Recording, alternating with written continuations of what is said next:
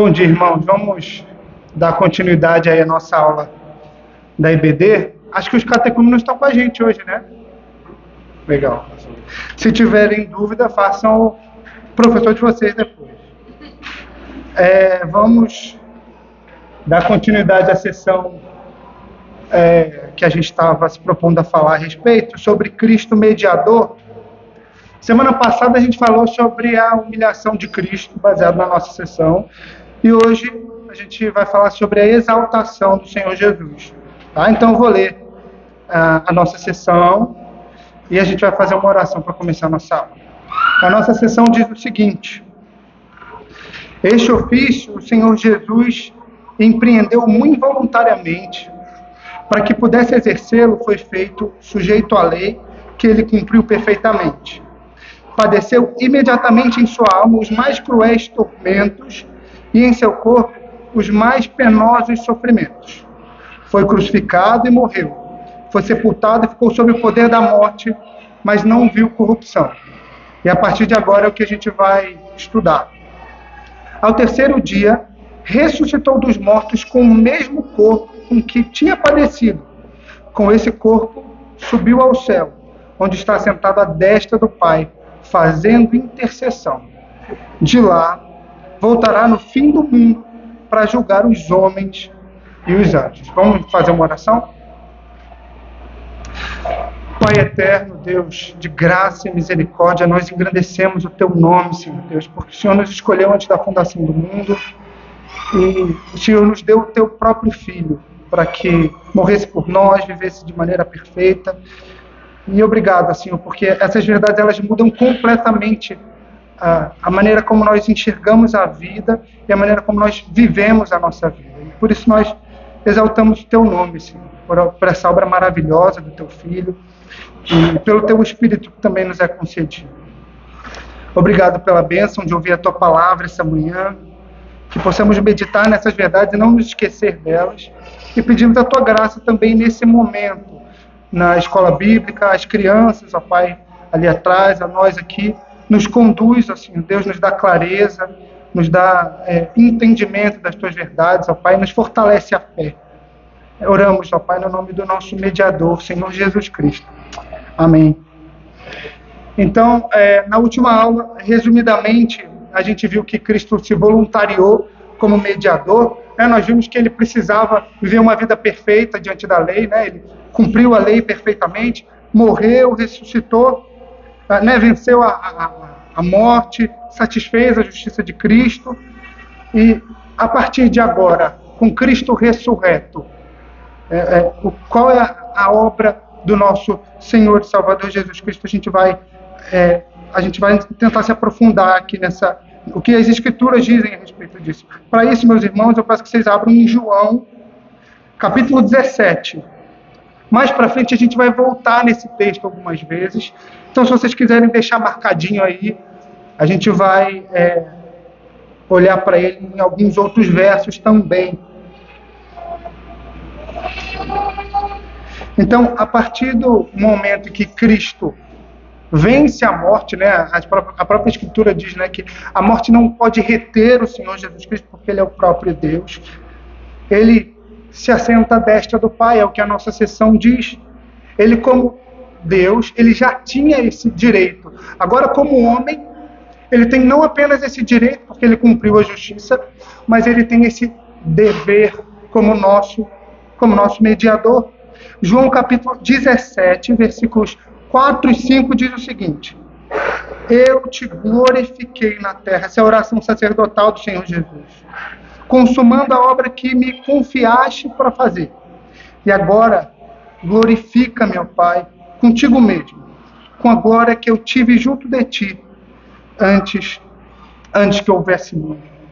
Então, meus irmãos, esse momento de ascensão é o início de um ministério que acontece no tempo e no espaço, mas que de fato já acontecia na vida dos crentes desde Gênesis 3,15, quando a gente tem ali registrado o proto-evangelho, que diz que este te ferirá a cabeça e tu lhe ferirás o calcanhar. Cristo estava sendo prometido para Adão e para sua descendência, uma vez que ele não teve condições de cumprir a lei como nosso representante. Então, quando essa ascensão acontece diante dos nossos olhos, essa deixa de ser uma realidade esperada para ser fato e verdade. Então, se Cristo era o nosso mediador pela fé, agora com seu corpo traspassado e ressurreto na presença do Pai, com essa obra concretizada, nós temos pela vista a certeza de que Ele é o nosso mediador, e não é à toa que os homens, os discípulos, eles veem Cristo ascender aos céus, porque era necessário que nós víssemos pela vista o Senhor Jesus ressurreto, indo à presença do Pai, fazendo aquilo que Ele mesmo prometeu fazer, interceder pelos seus. Abram aí Hebreus capítulo 7, versículos 25.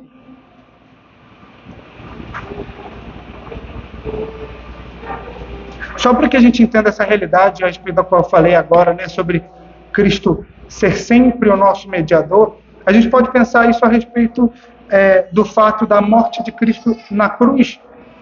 Ele morreu em determinado tempo, há um pouco mais de 2000 anos atrás, mas os crentes antes disso, eles morreram em Cristo Jesus e estiveram no seio de Abraão, porque a sua promessa, apesar de não ter sido dado cabo a ela no tempo, no espaço, ela já tinha efeito, porque Ele era o próprio Deus e tinha poder para isso.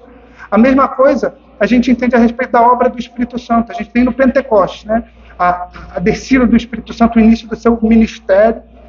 Mas os crentes do Antigo Testamento, que eram convertidos, era o Espírito Santo que trabalhava no coração deles. Hebreus capítulo 7, versículo 25 diz o seguinte: por isso, também pode salvar totalmente os que por Ele se chegam a Deus, vivendo sempre para interceder por eles. Então, a partir de agora, o servo sofredor é um mediador triunfante, assentado à destra do Pai.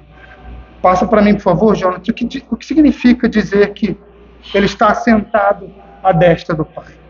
No Oriente, essa ideia dava uma ideia de autoridade, né? O mestre se assentava para ensinar.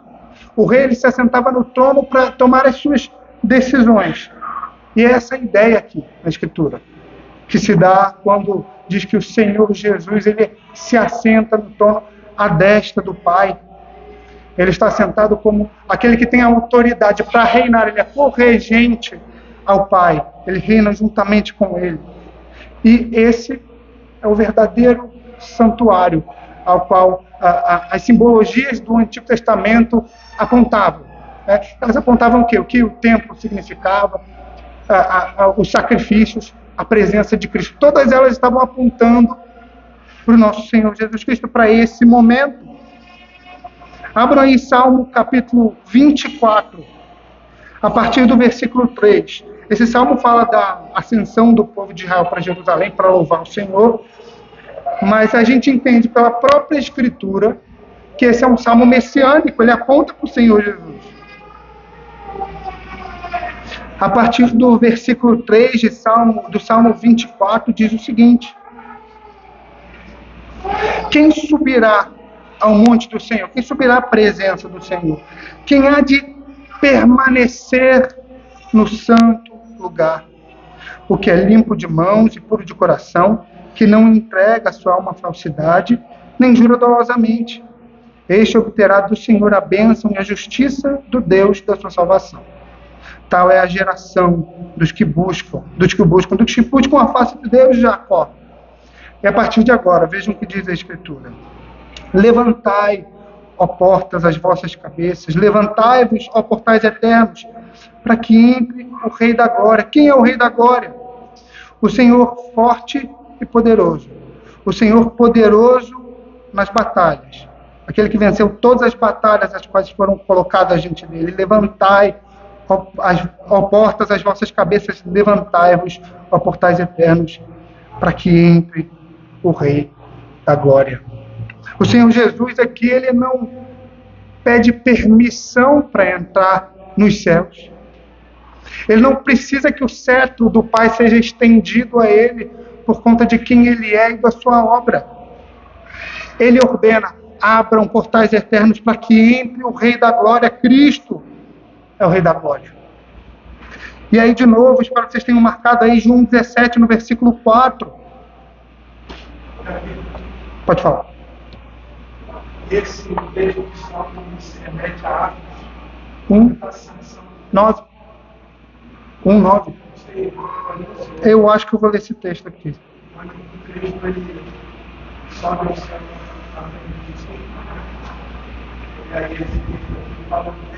Sim. Nosso pastor aqui falou que esse texto se refere a Atos capítulo 1:9, né? Na verdade, é o cumprimento, Atos 1:9 é o cumprimento desse salmo aqui. Passa para mim, por favor.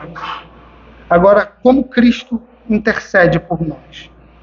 Então, meus irmãos, essa é a fundação da nossa esperança, né? Não é o que o apóstolo Paulo diz? Se Cristo não morreu e não ressuscitou, é vã a nossa fé. Então, o fato de Cristo estar à destra de Deus é o quê? É a nossa maior esperança. E uma coisa que é importante a gente entender, por exemplo, quando a gente fala de esperança, na Escritura, não se refere a algo que, bom, eu espero ir trabalhar amanhã.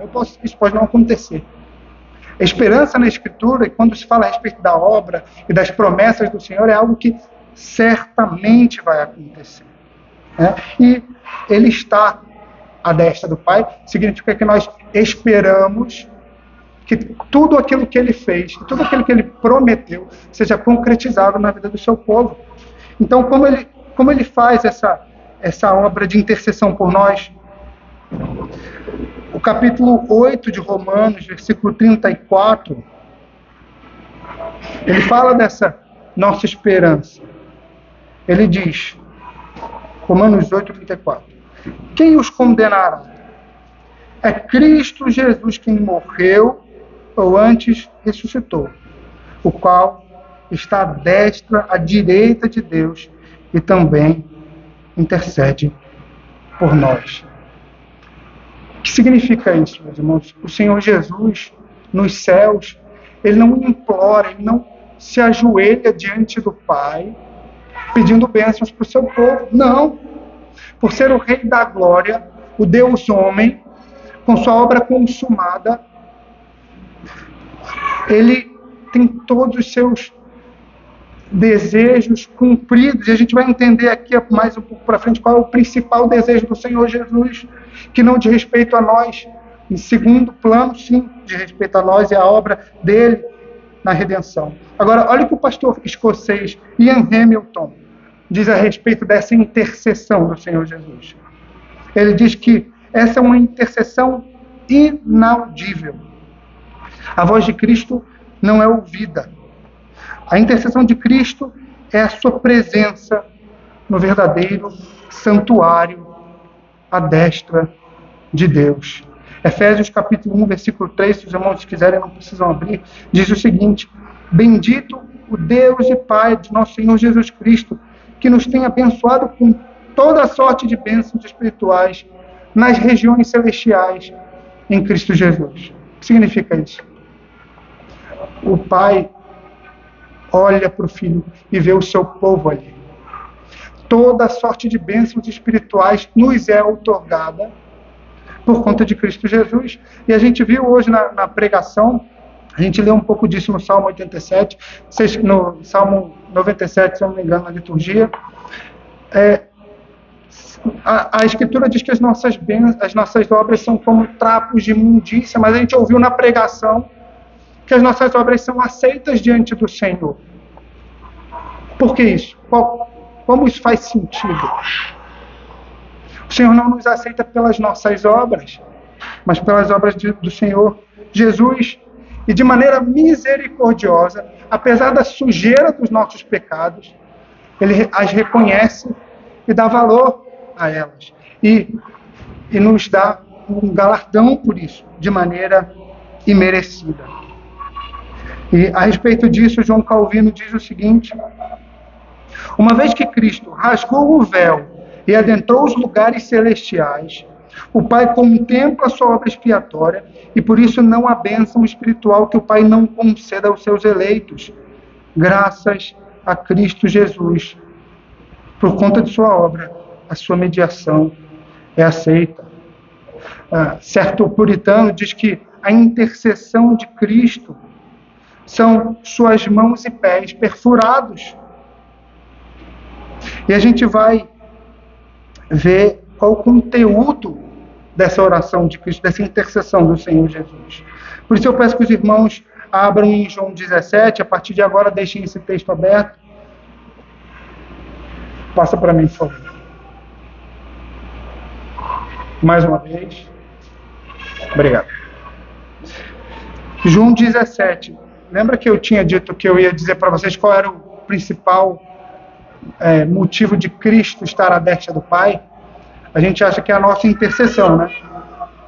Mas o primeiro anseio e anelo da pessoa de Cristo é a glória do seu Pai. O versículo 1 de João 17 mostra isso. Eu vou abrir aqui, eu não abri, esqueci de abrir o texto.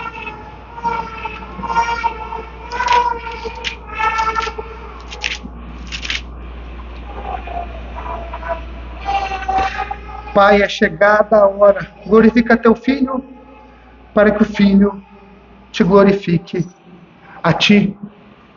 Esse é o anelo de Cristo. Em primeiro lugar, é a glória do Pai.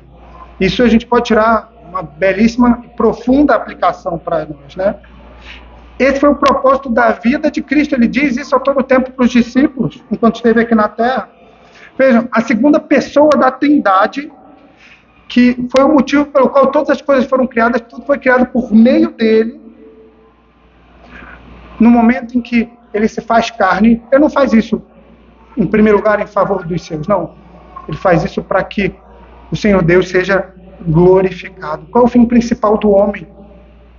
Glorificar a Deus e gozá-lo para sempre. Esse é o fim principal do homem, Deus, Senhor Jesus Cristo. E a partir de agora, a gente começa a ver em João 17 o motivo secundário da obra de Cristo Jesus, que é a redenção do seu povo para a glória do Pai. Passa para mim, por favor, Jonatas, João 17, versículo 15. Por favor. O que ele pede? Não peço que os tires do mundo, e que sim os guardes do mal. Essa é a primeira petição do Senhor Jesus.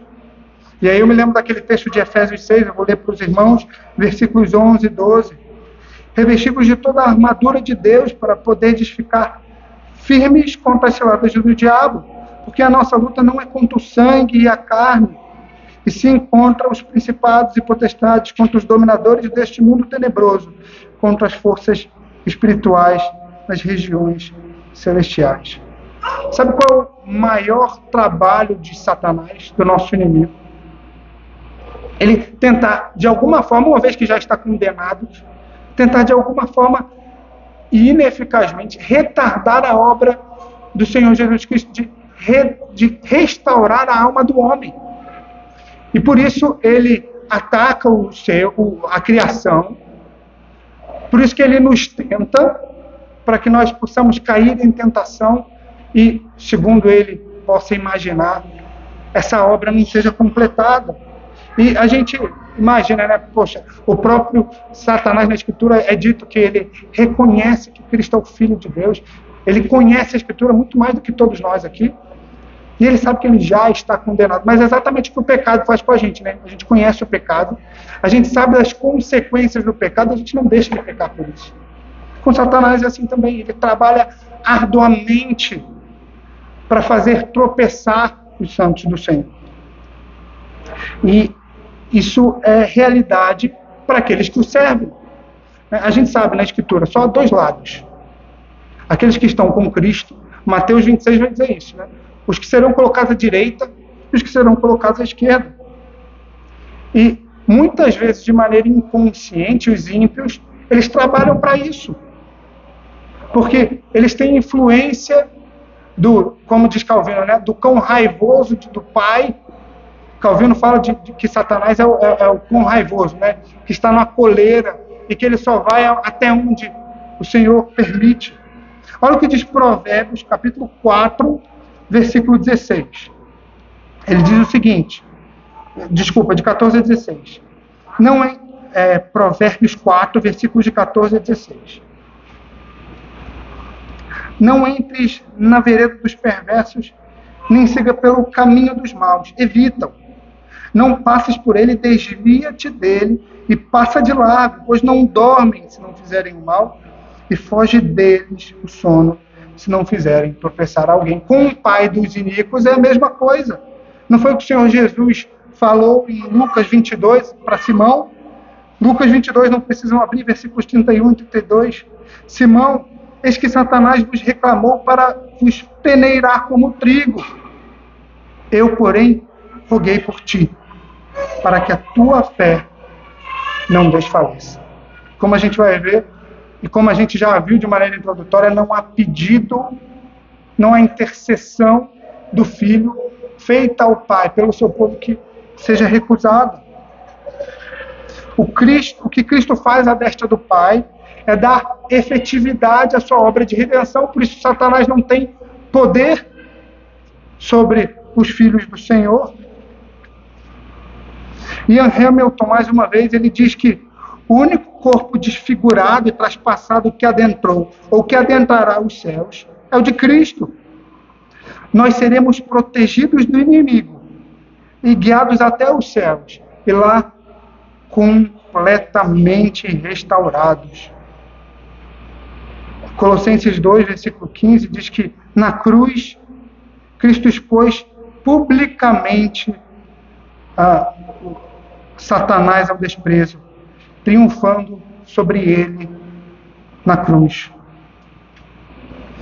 Judas diz que o Senhor é poderoso para nos guardar de tropeços e nos apresentar com exultação, imaculados diante da glória do Pai. Nós não podemos duvidar dessa promessa que o mediador nos faz. Abram aí 1 Coríntios capítulo 10, versículo 13. E a gente, diante dessa luta contra Satanás, que é o nosso maior inimigo, que tem como aliado a nossa carne e o mundo, diante disso a gente precisa trazer à mente o que essa obra significa. 1 Coríntios 10, versículo 13. Não vos sobreveio tentação que não fosse humana, mas Deus é fiel, e não permitirás que sejais tentados além das vossas forças. Pelo contrário, juntamente com a tentação, vos proverá livramento, de sorte que possais suportar. Mas nós estamos caídos em Adão. Nossa propensão é para o pecado, para a rejeição a Deus. Como é isso? Como nós podemos vencer o pecado? Aqueles que estão em Cristo Jesus, que são alvo da sua mediação, eles sim. Eles têm o poder pelo Espírito de vencer qualquer pecado. Por isso, meus irmãos, mais uma aplicação aqui para a gente: não há pecado que nós não possamos vencer. A gente conhece a nossa fraqueza, a gente sabe que nós não temos forças por nós mesmos de vencer os pecados, mas é nessa hora que a gente clama ao Pai. Por isso, é exatamente por isso que a gente ora ao Pai em nome de Cristo. Porque nós reconhecemos, quando nós oramos ao Pai em nome de Cristo, nós estamos dizendo: os meus pecados estão sobre Ele, consequentemente, as obras dele estão sobre mim. Ouve a minha petição, Senhor. Então, muitas vezes a gente tem dificuldade de saber se é o meu próprio coração que está me colocando em determinada situação, ou se é Satanás que está colocando isso na minha mente. Eu acho que a gente não deve perder tanto tempo com isso. Essas duas coisas são fato, né? O nosso coração, muitas vezes, ele vai buscar o mal, e Satanás ele vai nos atacar a todo tempo, né? E o apóstolo Paulo põe essas duas realidades na sua carta a todo momento. Mas o que a gente deve gastar tempo e a nossa mente com o fato de que ele possibilita vencer a nossa carne e as tentações de Satanás pela sua obra. João capítulo 11, versículo 42. Vou abrir aqui.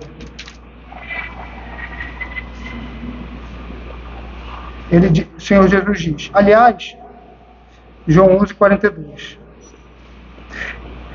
Eu sabia que sempre me ouves, mas assim falei por causa da multidão presente, para que creiam que tu me enviaste.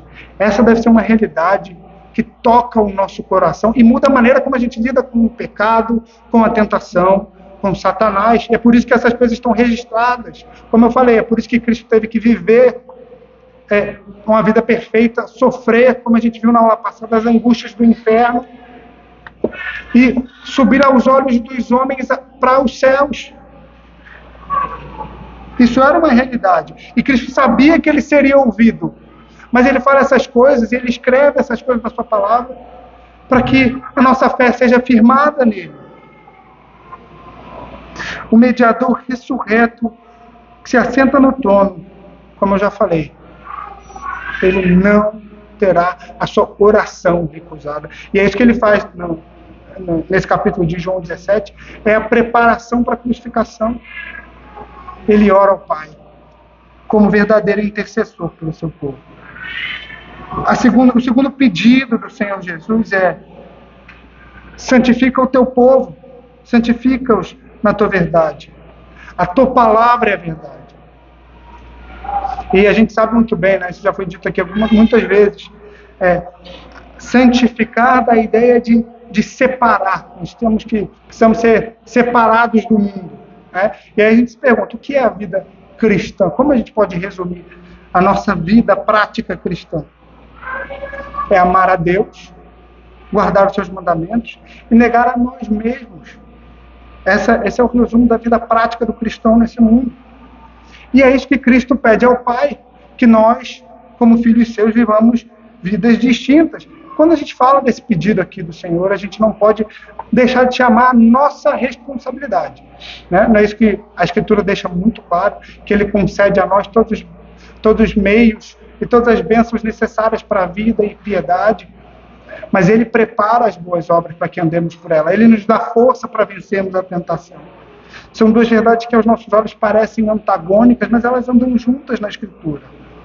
Abram aí 2 Pedro, capítulo 1, versículo 3.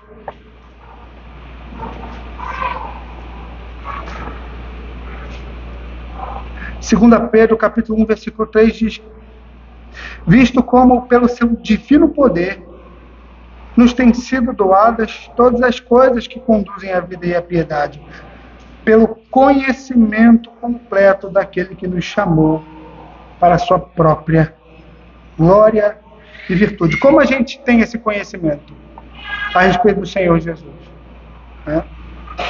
Pregadores são enviados, e como a gente é convertido através da pregação, como a gente é confrontado em momentos de meditação, oração, leitura da palavra, e através desses meios ordinários, o Senhor Deus ele vai santificando o nosso coração. Então, como nós podemos saber se Cristo intercede por nós? Como podemos saber se Cristo pede por santidade a mim e a você? Um dos meios de saber sobre isso, de ter certeza dessa nossa fé, é se o nosso prazer está na lei do Senhor. Porque isso é algo que Ele coloca no nosso coração. Como o salmista diz, né, que ele medita na palavra de noite e dia. A palavra no Salmo 119 é escudo contra o pecado. Ele tem prazer em toda a lei de Deus. Isso não vem do homem. É sinal de que, se você tem esse desejo no seu coração, esse anseio, Cristo está mediando por você nos céus. E Ele está trabalhando para te santificar, para te guardar do mal. Romanos 6, abram aí, por favor. Versículos 17 e 18.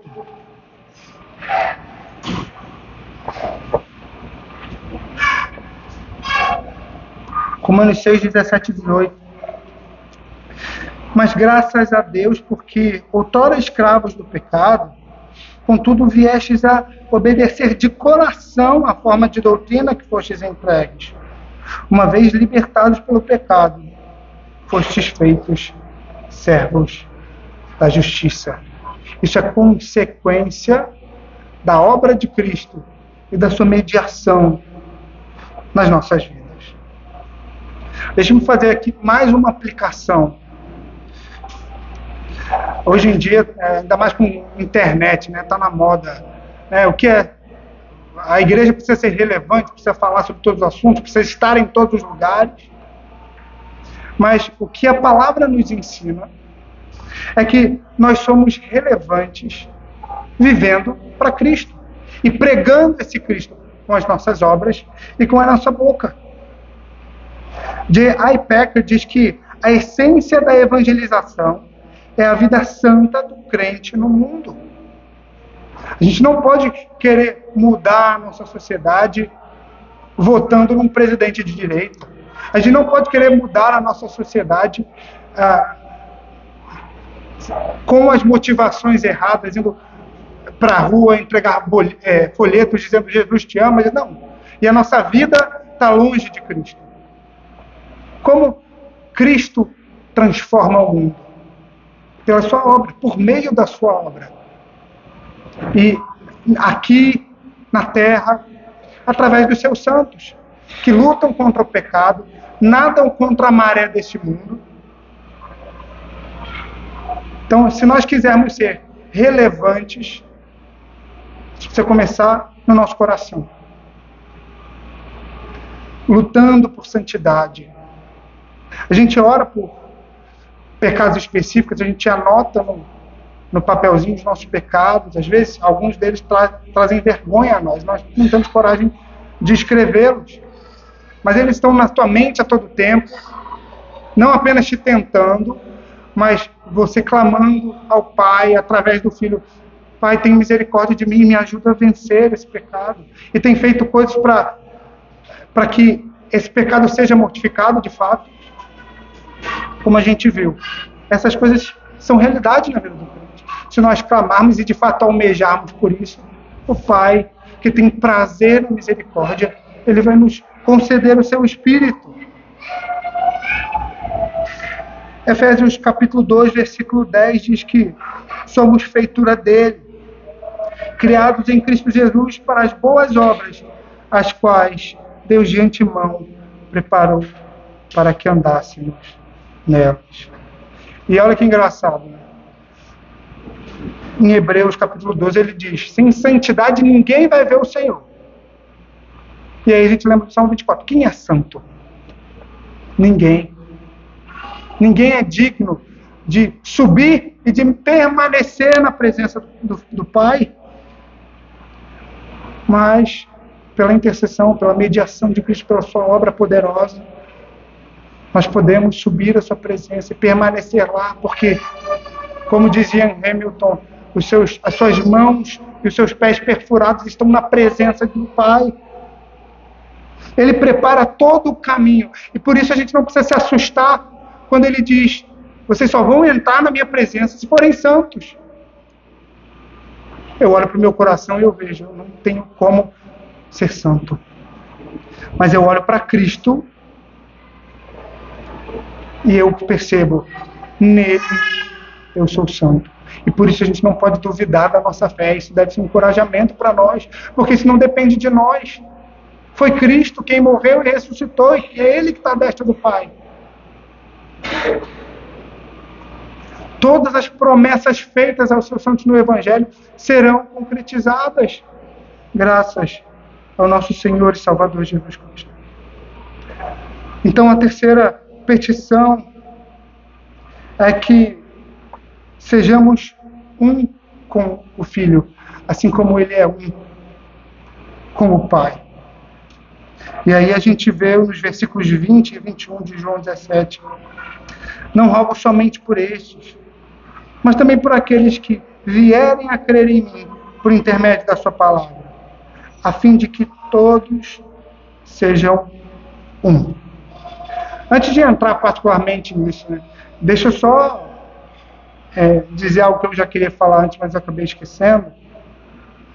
A gente pensar na tradição da Igreja Católica a respeito da Mariologia, a intercessão de Maria.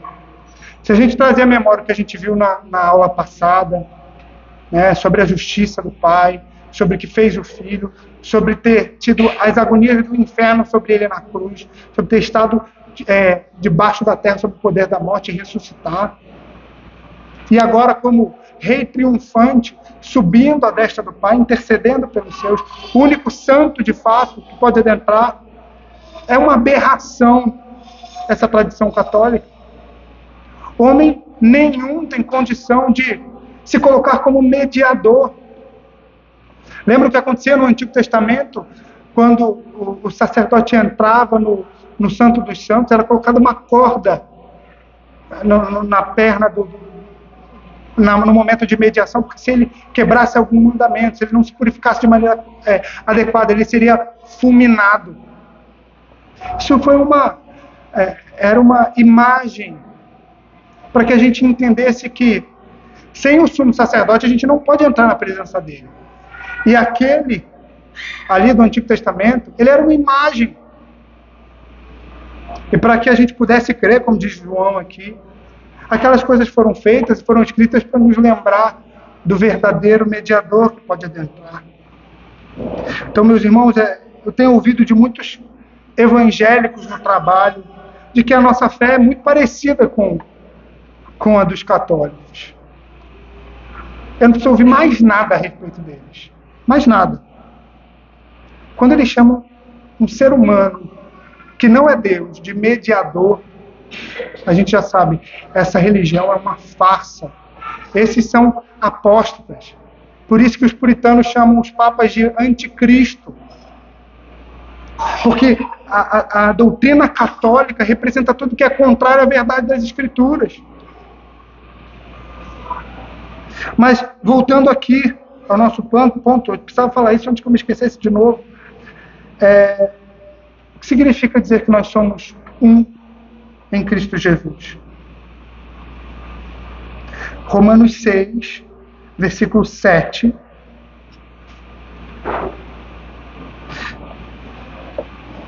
Abram aí, por favor.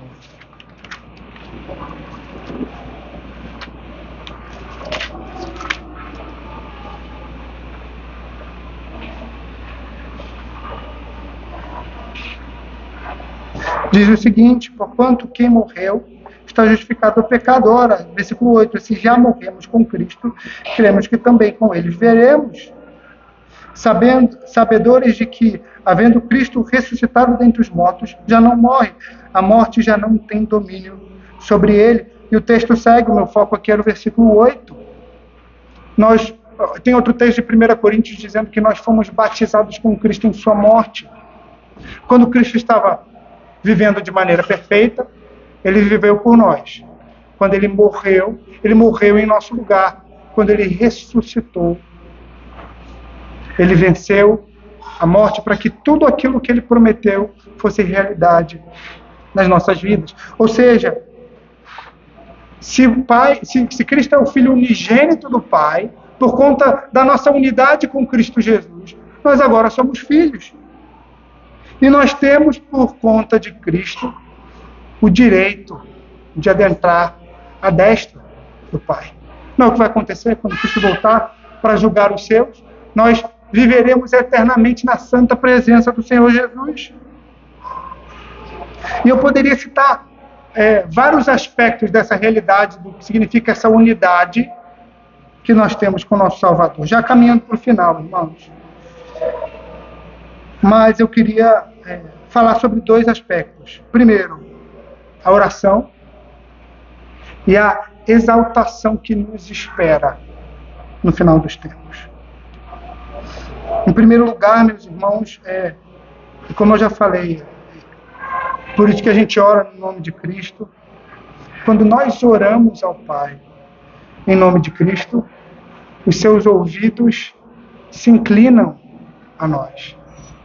Como diz Isaías, as suas mãos estão estendidas, elas não estão encurtadas. O Senhor Deus nos ouve. E o que isso significa para nós como cristãos? A gente deve voltar para lembrar da segunda petição que o Senhor Jesus pediu para que nós fôssemos santificados na verdade. Nós conhecemos a verdade. E é exatamente por isso que no Evangelho diz que o que pedimos para o Pai, Ele vai nos conceder. Por quê? Porque nós teremos a mente de Cristo. Porque somos um com Ele. Então, meus irmãos, orem. Peçam ao Senhor, mas peçam que seja feita a vontade dEle. Por isso, meditem na Escritura, para que conheçam a vontade dEle e saibam o que pedir e como pedir. Eu queria pedir permissão aqui ao conselho da igreja, convocar a igreja para vir às reuniões de oração. Meus irmãos, como tem sido gratificante para nós ler todos os domingos. Às vezes tem gente que diz que é cansativo, né? O Alexandre lê lá todo domingo, todos os pedidos. O que a gente lembra? Poxa, o Senhor Deus ouviu a nossa oração. Olha como Ele é bom. Seu ouvido está atento ali, o ouvido do Senhor está ali em cima, ouvindo ao seu povo fazer petições. Eu sei que é muito cansativo estar na presença do Senhor, acordar domingo de manhã para vir à igreja e clamar ao Senhor por graça. Mas foi para isso que Cristo morreu. E como eu, minha esposa, eu tenho certeza que aqueles que são fiéis à reunião de oração, como nós temos sido edificados por ver que Cristo ouve as nossas petições. E quando não ouve, trata o nosso coração para que a gente aprenda a confiar nele. E nos faz ter o desejo ainda mais de estar na presença do Senhor. Hoje nós só podemos estar na presença dele espiritualmente, através da oração e através do culto. Que deleite! A gente não pode rejeitar isso. Nós somos filhos adotivos do Pai. E não podemos negar ou rejeitar esse acesso que temos a Ele. Efésios capítulo 2, versículos de 13 em diante.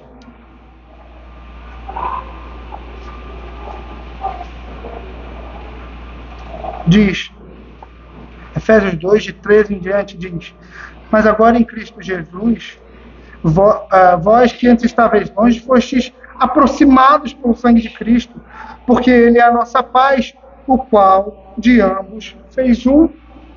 Lembram do que a gente leu lá no Salmo 85, semana passada? A justiça e a paz se beijaram. Quando se falava justiça a respeito dos homens, paz não era uma palavra que deveria ser acompanhada, porque nós não podemos ter paz com Deus. Mas por Cristo nós fomos aproximados com Ele. Em segundo lugar, além da questão de podermos nos achegarmos ao Senhor em oração, outro aspecto honroso dessa unidade que nós temos com Cristo Jesus é que nós somos feitos herdeiros. Nós somos feitos herdeiros não apenas da sua justiça, mas das bênçãos que advêm dessa presença que gozaremos eternamente. E por isso seremos colocados em lugares de exaltação, tendo comunhão plena e perfeita com o nosso Senhor. Ou seja, a extensão dessa unidade ela é sem medida. A gente pode ficar aqui o dia inteiro falando sobre o que isso significa. Mas abram aí 1 Coríntios, capítulo 6, versículo 2.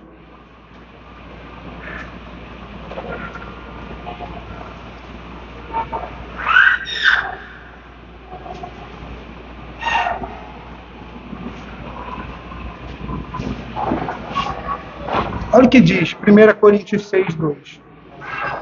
Não sabeis que os santos hão de julgar o mundo? Olha que, só até aqui, meus irmãos. Olha onde nós seremos colocados. O cetro e a coroa pertencem a Cristo. Ele, de fato, vai julgar o povo, os homens. Inclusive, vai nos julgar, mas vai nos declarar inocentes por conta de sua obra. Mas o que o apóstolo Paulo quer dizer com essas palavras aqui? Eu vou usar as palavras do puritano Matthew Henry. Ele diz que nós seremos como peritos judiciais. Ele fala que nós olharemos o julgamento, a condenação e nos regozijaremos e aplaudiremos a justiça do Pai sobre o mundo. Por isso que Mateus diz, que nós somos santificados. Mateus 25, nós somos separados. À direita, aqueles que vão à destra do Pai eternamente. À esquerda, aqueles a quem nós veremos. Nós não estaremos ali onde merecemos. Nós merecemos estar com eles. Mas nós vamos ver o Senhor Jesus condenar essas pessoas e vamos exaltar o seu nome por sua justiça. E é isso que significa dizer que nós também julgaremos o mundo. Nós não estaremos em um lugar de condenação, mas em um lugar de exaltação, protegidos na obra do Senhor Jesus Cristo. Por isso, meus irmãos, que Cristo clama em favor de proteção contra o inimigo, por santidade e por unidade com Ele. E qual é a nossa paz? Essa oração já foi ouvida. Temos esperança que Ele nos intercede. E por isso, nós voltaremos com Ele dos céus, com Cristo, para julgar o mundo. Vamos orar?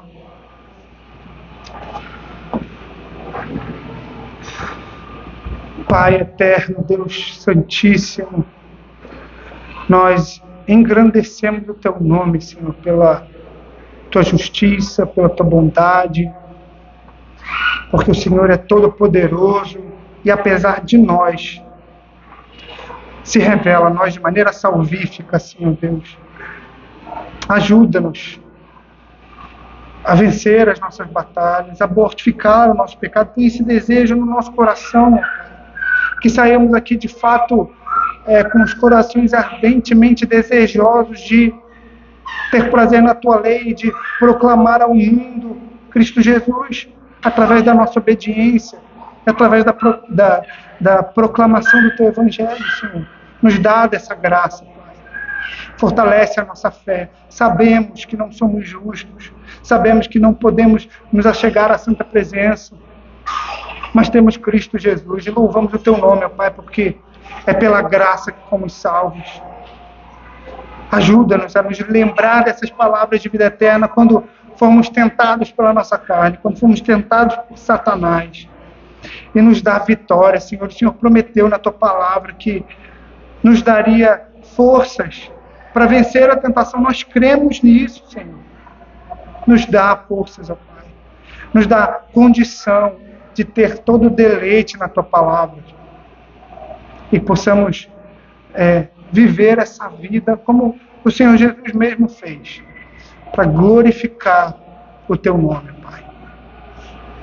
Nos leva, Pai, para as nossas casas e nos traz, pela Tua graça mais tarde, para que possamos novamente ouvir a Tua palavra.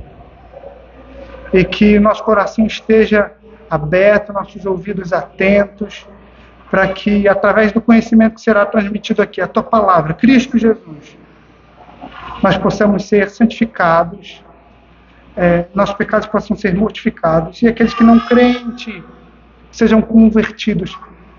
Nós cremos que isso acontece pela eficácia da obra do nosso Senhor e Salvador Jesus Cristo. E é no nome dele que oramos. Amém.